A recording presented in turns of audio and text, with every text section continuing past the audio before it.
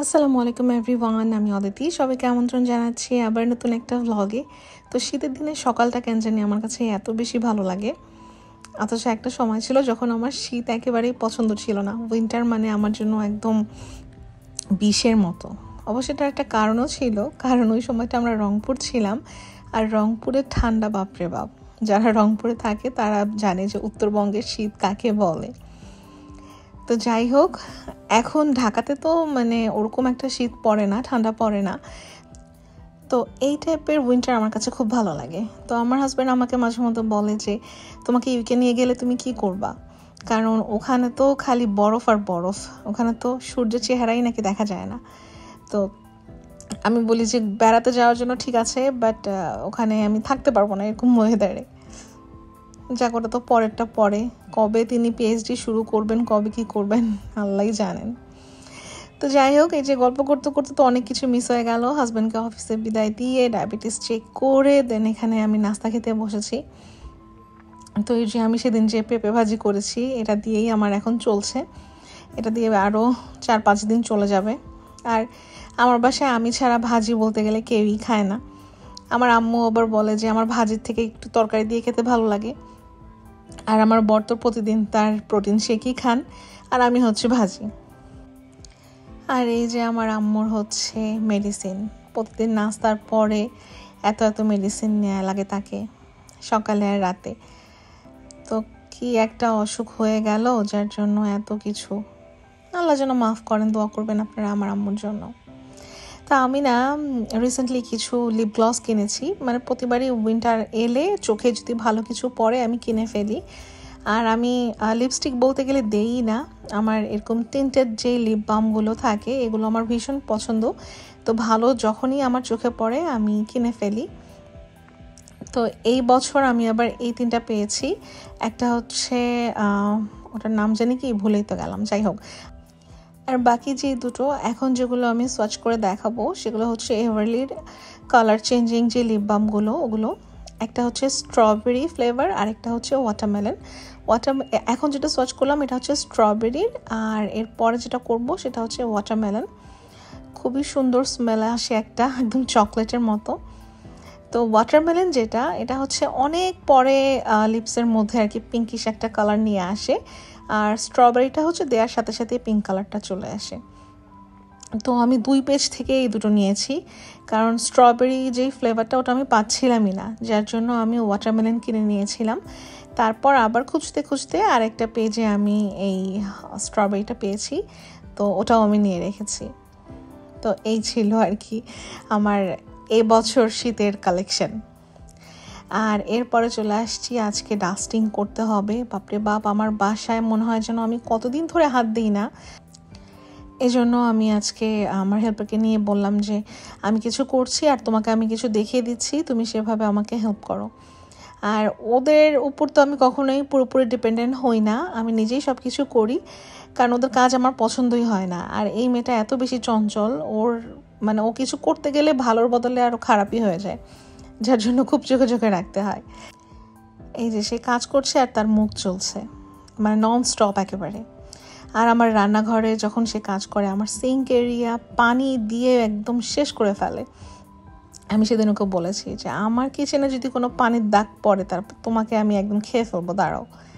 মানে ওকে আমি কোনোভাবেই থামাতে পারছি না। তো যাই হোক, লিভিং এরিয়া ডাইনিং এরিয়া ওকে নিয়ে আমি একটু ধরলাম, ধরে একদম পুরা ক্লিন করে ফেললাম। আমাকে নতুন আরেকটা হচ্ছে ভ্যাকুয়াম ক্লিনার কিনতে হবে। আর এটা যেহেতু কর্ডলেস ছিল, আমার মনে হয় ব্যাটারিতে কোনো সমস্যা হয়েছে বা কিছু, মানে সাকশন পাওয়ারটা আমার কাছে মনে হচ্ছে যে কমে গেছে। তো এই জন্য এখন আমাকে ভালো দেখে আরেকটা কিনতে হবে। দেখি ইনশাল্লাহ এই থার্সডেতে বের হয়ে কিনতে পারি কিনা, কিনলে অবশ্যই আমি শেয়ার করব। আর এরপরে হচ্ছে এখানে রান্নার প্রিপারেশনস নিচ্ছি আমি আর আম্মু মিলে, কারণ কাজ করতে করতে অনেক সময় চলে গেছে। তো আমাদের বাসায় না কিছু নদীর মাছ ছিল, সেগুলোকে চেলা মাছ বলে, আপনার মানে যারা উত্তরবঙ্গে তারা চিনবে ভালো। তো সেই চেলা মাছ আজকে আম্মু বলছিল যে একটু ফুলকপি আলু মোটা মোটা করে কেটে চচ্চড়ি করি, খেতে ভালো লাগবে। তা আমি বললাম যে আচ্ছা ঠিক আছে করো, যেভাবে তোমার ভালো লাগে ওভাবে করো। তো আম্মু সেভাবে এখন এই চচ্চড়িটা আর কি করছেন। তো তো এই মাছটা নদীর মাছ তো এত মিষ্টি মিষ্টি, আমরা কিন্তু মানে ঝাল ছাড়া খেতেই পারি না। তো এই জন্য না আজকে অনেক বেশি বেশি ঝাল দেওয়া হয়েছে, কিন্তু তারপরও যখন মাছটা মুখে দেই না তখন ওই মিষ্টি মিষ্টিই লাগে, মনে হয় যেন ঝালই হয়নি। কিন্তু আবার যখন তরকারি খাই তখন একদম ঝালের ঠেলায় একদম হাঁসফাঁস বেরিয়ে যায়। তখনই বুঝলাম যে মাছটাই হচ্ছে একদম মিষ্টি মিষ্টি মাছ, যার জন্য এত ঝাল দেওয়ার পরেও এটার কোনো গতি হয় না। তো এতদিনের পরে না আমি একটা জিনিস উপলব্ধি করতে পারলাম, সেটা হলো যে মাছ আসলে আমি খেতে পারি, কিন্তু যে মাছগুলোর মধ্যে কোনো গন্ধ থাকে না, মাটি মাটি গন্ধ বলেন বা আষ্টে গন্ধ বলেন, কিছু কিছু মাছ থাকে যেগুলোর মধ্যে আমি খুব মাটি মাটি গন্ধ পাই এবং একবার মুখে দেওয়ার পর আমার রুচি চলে যায়, তারপর সেই মাছ আমি আর সেকেন্ড টাইম খেতে পারি না। তো এই রুই কাতলের সাথে আমার এরকম একটা সিন হয়েছিল।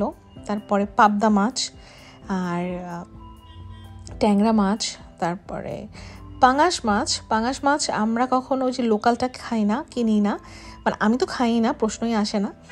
কিন্তু আমার বর সবসময় ওই যে নদীর যে পাঙাশ, বড় পাঙাশ, সেগুলো সে কিনেন, আমি তাকে রান্না করে দিই, সে খান, মাশাল্লাহ খুব মজা করে খান, কিন্তু আমি মুখেও দিব না, কারণ কেন যেন মানে অতিরিক্ত তেল জাতীয় মাছ আমার একেবারেই পছন্দ না। তো এই হচ্ছে সিন। তো এখন আমি বুঝে গেছি যে আমি আসলে কি কি খেতে পারি আর আমি কি কি খেতে পারি না। তো যাই হোক, এই যে এখানে হচ্ছে এই ছোটো মাছ তো আমি বরাবরই খাই, এই জন্য ছোটো মাছটা আমাদের বাসায় সবসময় থাকে, আমার জন্যই বেসিক্যালি এটা থাকে। তো ছোটো মাছ তো চড়িয়ে দেওয়া হয়েছে, এখন আমি শাক ভাজি করব। শাক ভাজির জন্য পেঁয়াজ কেটে নিচ্ছি। আমরা এই যে এভাবে মোটা মোটা করে শাক ভাজিতে পেঁয়াজ দিই। নুডলস, শাক ভাজি আর করলা ভাজি, এই তিনটা জিনিসের মধ্যে ঠিক এভাবে মোটা মোটা করে কেটে আমরা পেঁয়াজ দিই, আর বাকি সব কিছুতে পেঁয়াজ চিকন করে দিই। তো পেঁয়াজ এখানে কাটা হয়ে গেছে, আর আরেক চুলায় আমি সকাল সকালই পেঁপে সিদ্ধ দিয়েছি। অনেক দিন ধরে আমি এই পেঁপের ভর্তা খাই না, আমার প্রচণ্ড ক্রেভিংস হচ্ছিল এই পেঁপে ভর্তা খাওয়ার। তো ভাবলাম যে আজকে আমি পেঁপে ভর্তা করব, আর এটা আমার বরের ভীষণ পছন্দ।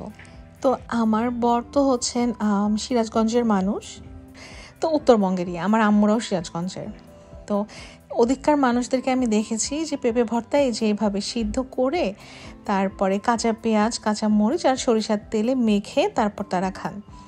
আমার শাশুড়িকেও দেখেছি যে এভাবেই তিনি খান, কিন্তু আমার দাদু বাড়িতে এভাবে ভুনিয়ে হচ্ছে পেঁপে ভর্তা করে, আর আমার বরের এটাই বেশি পছন্দ। আর আমাদের তো স্বাভাবিক, আমরা এভাবে খেয়ে বড় হয়েছি, তো আমাদের এই জিনিসটাই পছন্দ। আমার আম্মু যতই তার বাড়িতে ওই যে সরিষার তেল মানে কাঁচা পেঁয়াজ মরিচ আর সরিষার তেলে মেখে এই ভর্তাটা খেয়েছে, কিন্তু যখন আমাদের দেশের বাড়িতে আমার দাদিকে এভাবে করতে দেখতো, খেত, এবং তারপর আমার আম্মুর আবার এটাই পছন্দ হয়ে গেছে। তো এই তো মানুষের আসলে স্বাদ তো পরিবর্তন হয়ই। তো এই ভর্তার রেসিপি আমি এর আগেও গত বছর বোধহয় দেখিয়েছিলাম, তো আবার আমি মুখে মুখে একটু বলে দিই, খুবই ইজি।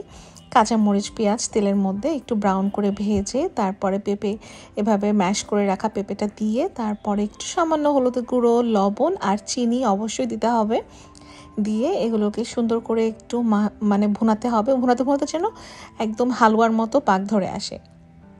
এরপরে 1 চামচ ঘি আর একটু ধনেপাতা দিয়ে এটাকে ভালো মতো করে আর একটু ভুনাতে হবে। যখন একদম গা থেকে তেলগুলো ছেড়ে ছেড়ে দিবে, তাহলে আপনি বুঝে ফেলবেন যে আপনার ভর্তা হয়ে গেছে। এই যে দেখেন কি সুন্দর, আর খেতে কি পরিমাণে যে সুস্বাদু, এটা না খাওয়া পর্যন্ত কেউ বুঝতে পারবেন না। তো এখানে আমার ভর্তা করা শেষ। এরপর হচ্ছে পালং শাক ভাজবো, আর আমরা তো বরাবরের মতোই সব কিছু সিদ্ধ করে পানি ফেলে দেই, কারণ আমার আম্মুর জন্য, আমার আম্মু সিকিডি পেশেন্ট, আমি বারবার বলি, তো তার জন্য সব কিছু আমাকে এভাবে করতে হয় এবং এভাবেই করি। তো আমাদের কাছে না এই ধরনের ভাজি ভর্তা এত প্রিয়, এই সাইড ডিশগুলো দিয়েই আমাদের পুরো খাবার হয়ে যায়। মেইন ডিশ দেখা যায় কখনো কখনো ধরাও হয় না, মানে আসলে এই টাইপের খাবার থাকলে মেইন ডিশের কোনো প্রয়োজনও হয় না। আমাদের এই টাইপের খাবার কেন যেন এত বেশি ভালো লাগে। তো আজকে আমরা এই ধরনের খাবারই খাবো, আর আগামী দিন ইনশাল্লাহ বৃহস্পতিবার, তো বরের পছন্দ অনুযায়ী তাকে আমি ভেবেছি একটু বিরিয়ানি রান্না করে দিব, মাটন বিরিয়ানি। তো কালকেরও আমার অনেক ঝামেলা থাকবে, প্রিপারেশনস আছে। তো আমি আগেও বলেছি সপ্তাহে একদিন তার চিট মিল থাকে, তো ওই দিন তাকে তার পছন্দের খাবার রান্না করে খাওয়াতে আমার ভীষণ ভালো লাগে। তো ইনশাল্লাহ কালকে রান্না করলে অবশ্যই রেসিপি শ্যুট করে রাখবো, শেয়ার করার চেষ্টা করব। তো এনিওয়েজ আজকের ভিডিও এ পর্যন্তই ছিল। ভিডিও ভালো লাগলে like, comment, share and subscribe করে দিতে পারেন। দেখা হবে ইনশাআল্লাহ নেক্সট ব্লগে। Till then take care. আল্লাহ হাফেজ।